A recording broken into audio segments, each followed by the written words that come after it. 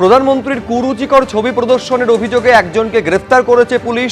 Social মিডিয়ায় প্রধানমন্ত্রীর কুরুচিকর ছবি প্রদর্শনের অভিযোগ। এই ঘটনায় গ্রেফতার করা হয়েছে বারাসাতের বাদু এলাকার বাসিন্দা সৌমিক চট্টোপাধ্যায়কে।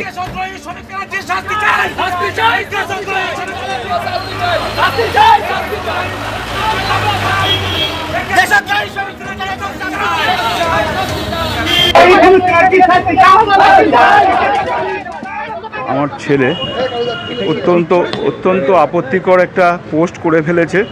কেন করেছে? আমার ফ্যামিলিতে এই জিনিস আমরা কোনোদিন আশা করিনি, ভীষণ দুর্ভাগ্যজনক।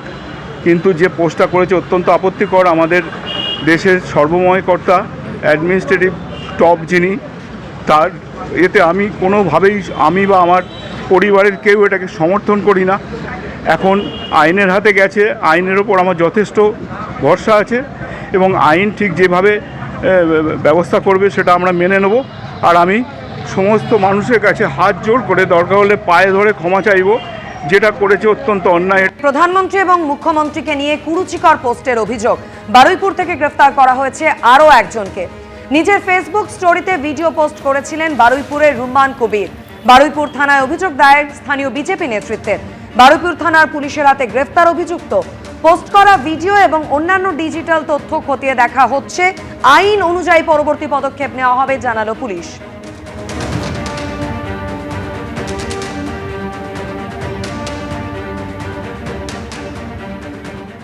প্রধানমন্ত্রীর কুরুচিকর ছবি প্রদর্শনের অভিযোগ অভিনেত্রী শ্রীলেখা মিত্রর বিরুদ্ধে। একাধিক থানায় অভিযোগ দায়ের বিজেপির নেতাকর্মীদের। অভিনেত্রী শ্রীলেখা মিত্রকে অবিলম্বে গ্রেফতারির দাবি, আর গ্রেফতারি না হলে আন্দোলনের হুঁশিয়ারি। নিট প্রশ্ন ফাঁস কাণ্ডে প্রধানমন্ত্রীকে অসম্মানের অভিযোগ। আনন্দপুর থানায় অভিযোগ বিজেপি নেত্রী কেয়া ঘোষের। অভিযোগ বিধাননগর সাইবার ক্রাইম থানাতেও।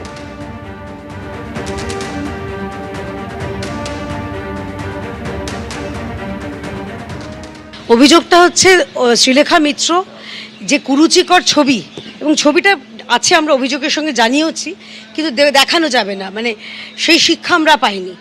সেই ছবি উনি ওপেন প্ল্যাটফর্মে প্রতিবাদের নামে এই বাদনামিগুলো উনি করেছেন এবং তাকে গ্রেপ্তারের দাবি জানিয়ে আজকে আমাদের এফআইআর, এবং সোজাসুজি এফআইআর করেছি।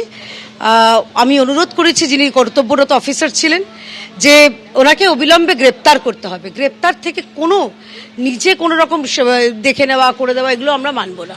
এখানে একজন অভিনেত্রী শ্রীলেখা মিত্র, তিনি প্রধানমন্ত্রীর একটা অমর্যাদাকর, আপত্তিকর, কুরুচিপূর্ণ ছবি নিয়ে তিনি দাঁড়িয়ে সেই প্রতিবাদের মঞ্চে সামিল হয়েছে।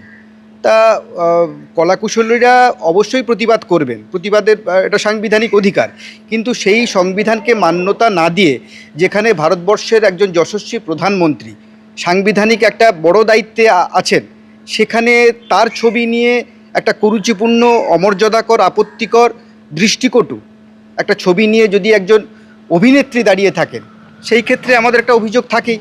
এবং এটা নিয়ে আমরা বিধাননগর সাইবার পিএসে একটা অভিযোগ করলাম। এরকম একটা ছবি, ওটা দেখে মজা লেগেছে।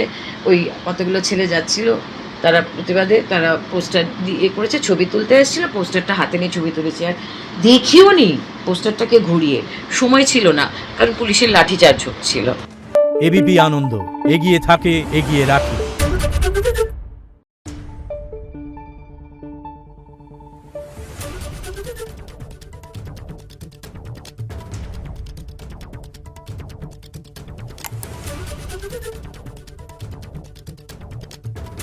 Thank you.